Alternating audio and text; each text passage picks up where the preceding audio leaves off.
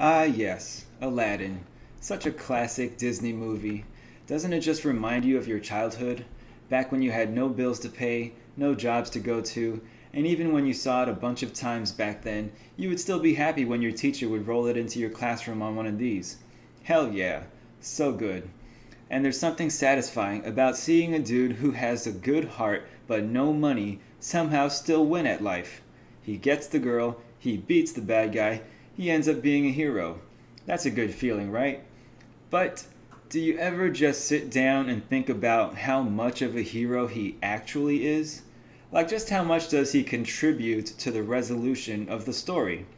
Like, what about the other characters? How useful did they prove themselves to be? Because if you think about the good guys collectively, like a sports team, then which one of them would be the MVP? What if it turns out that Aladdin is getting way too much credit here and maybe someone else deserves the praise?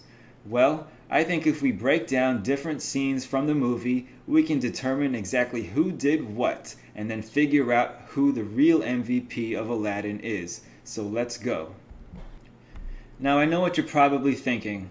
You're probably like, well, bro, if the MVP's not Aladdin, then it must obviously be the genie, right? Wrong.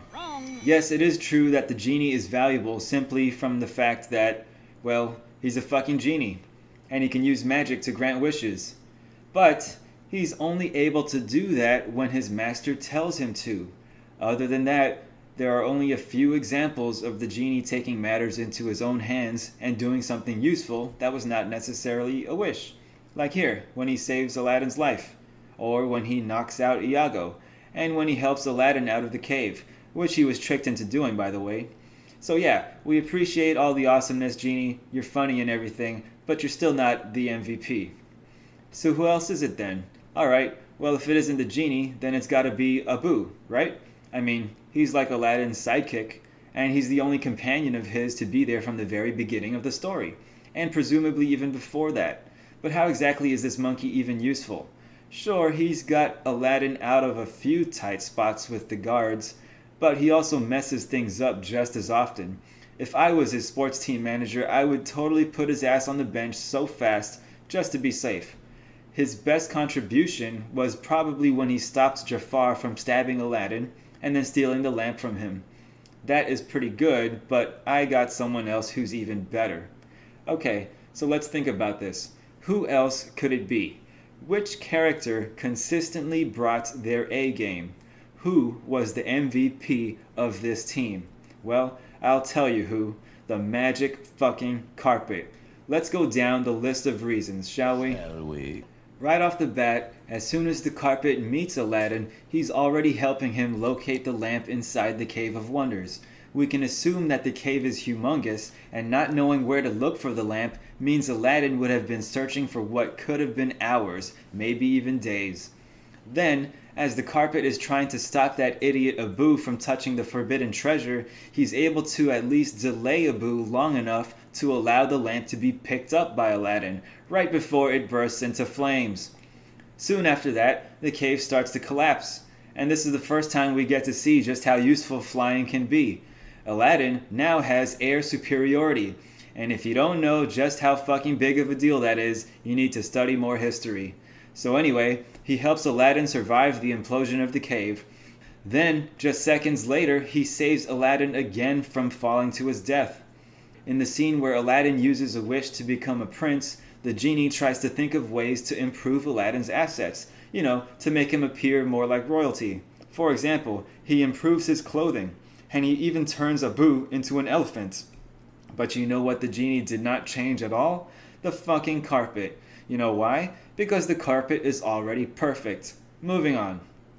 When they get to Agrabah, the carpet helps Aladdin make a good first impression on the Sultan, who eventually is going to change the laws of the country to allow Aladdin to marry Jasmine, thus becoming his future father-in-law.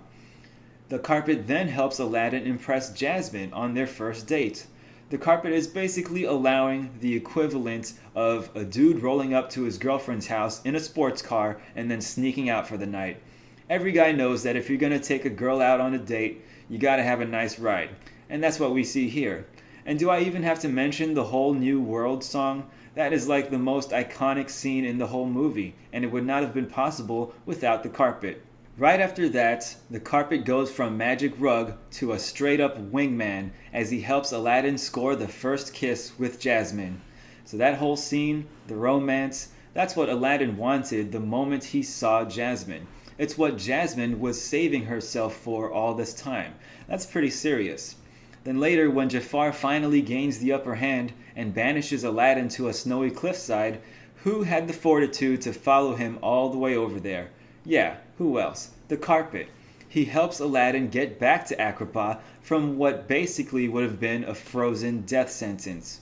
Now, if we add up all of these contributions and compare them to every other character in the movie, there is a clear distinction here. None of them can even come close to topping the carpet. Even Aladdin, the main character, pales in comparison. So, after all these years we spent celebrating this compulsive liar, we should have instead been celebrating the magic carpet, the true MVP of the movie. Thanks for watching.